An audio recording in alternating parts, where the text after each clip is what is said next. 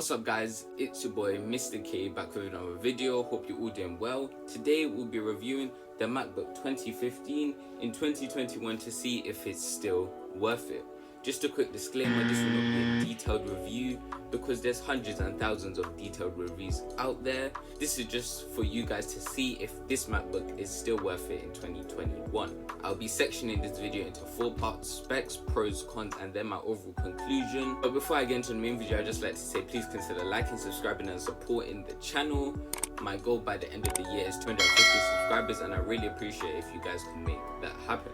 Now let's start off with the main video.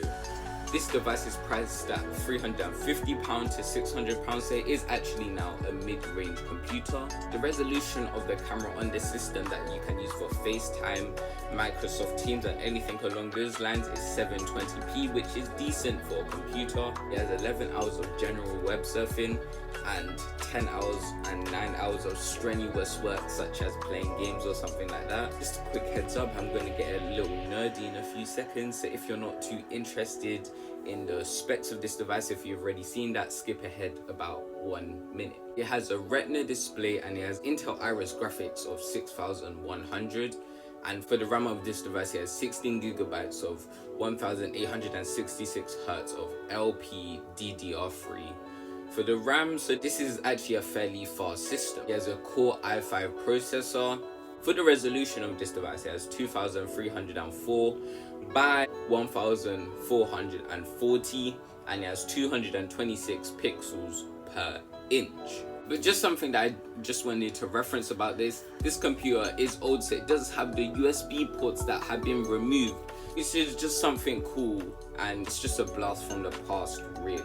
But now it's time for the positives of this device. The first positive of this device is the fact that the screen resolution is just so beautiful. The Retina display is just so clear that it looks like it can keep up with the MacBook Pro 2020. I'll be referencing the MacBook Pro 2020 a lot because it does have a lot of similarities to it. Obviously, the MacBook Pro does have a higher resolution in the long run, but the resolution of this device can be compared to it. That's how much of a powerhouse it is, still maintaining itself after 5 years. The next positive is the fact that it's really light. Obviously, computers have got lighter over the years, but in comparison to all the computers that came out in 2015, this was clearly one of the lightest, and even several years after, it was still one of the lightest computers that had such a high performance. And if you're someone that carries around quite a lot of stuff, this will really help lighten the load, even if it is only a couple grams. The next positive is something that I'm really amazed about, and when I found out it was so crazy, is the fact that it pretty much has the same or even more battery life than the MacBook Pro 2020, which is crazy. The MacBook Pro has 11 hours and 23 minutes of general web surfing, and this has a very similar amount, which is actually quite crazy. This just shows how much of a powerhouse this system is for it to maintain in the rankings being 5 years old. If you're someone that does strenuous activities, you still will have a decent amount of battery life, but obviously it will run slower. The final positive of this device is the fact that it's just so reasonably priced in comparison to the MacBook Pro 2020, which is over £1,000.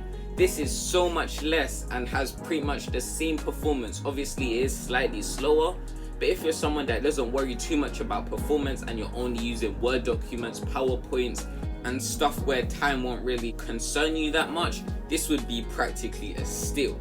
But now it's time for the negatives of this device, things that I just didn't like about this computer. Even though it's been a powerhouse for so long, there's multiple new things that Apple's releasing now that are just better than this and that have just that much more power than this computer. Like such as any MacBook with the M1 chip, it just runs so much faster, smoother, and the graphics have improved anyway. You can't visually notice it, but in the specifications you know it's there. And over the years it won't get any better, so if you buy it now it might not have a long longevity, and you might have to change within 3 or 4 years because you're just that much behind the M1 chip now. The next negative is something that you already know that's been with this system since it came out, is the fact that it has non-extendable storage. This was one of the first Apple products to do this, but this was just the way Apple was going. But it is quite annoying because obviously if you've had this system for 6 years now, it's probably going to fill up, and if you plan to have it for even more than this, I don't feel like it's still going to be worth it anymore.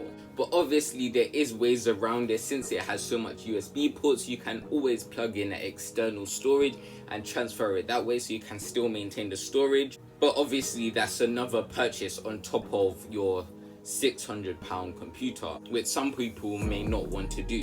And the final negative of this device is something to do with age, and something that usually happens with old systems is the fact that I'm starting to get blurry images and slow scrolling speed. This is because of its age, and this is because the Retina display is not up to date with Google's standards right now.